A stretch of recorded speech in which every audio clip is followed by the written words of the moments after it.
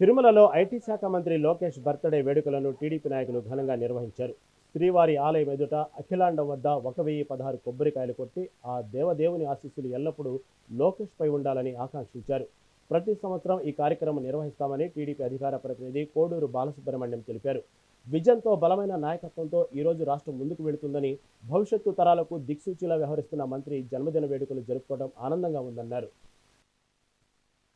ప్రత్యక్ష దైవమైన వెంకటేశ్వర స్వామిని ప్రతి సంవత్సరం ఈ రోజు మేము 1016 కొబ్బరికాయలు కొట్టి కర్పూర హారతి ఇచ్చి మా నాయకుడు చల్లగా ఉండాలి, ఆయన అనుగ్రహం ఆయనకు నిండుగా ఉండాలి, ఈ రాష్ట్రాన్ని నడిపించే నాయకుడు పుట్టినరోజు సందర్భంగా ఈరోజు దేవుడికి మొక్కు చెల్లించుకోవడం జరిగింది.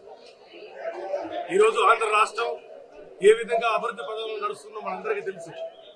ఒక విజన్తో, ఒక బలమైన నాయకత్వంతో భావి తరానికి భవిష్యత్తు అందించేదానికి నాయకుడిగా నారా లోకేష్ గారు ఈరోజు ఉన్నారు.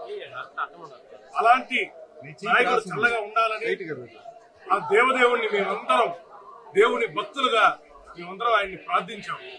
స్వామి, ఈ రాష్ట్రాన్ని సుభిక్షంగా ఉంచండి, ఈ రాష్ట్రాన్ని ముందు తరానికి తీసుకెళ్లాలంటే ఇలాంటి నాయకులు కావాలని చెప్పి ఈ రోజు 1016 కొబ్బరికాయలతో మా మొక్కు చెల్లించుకోవడం జరిగింది.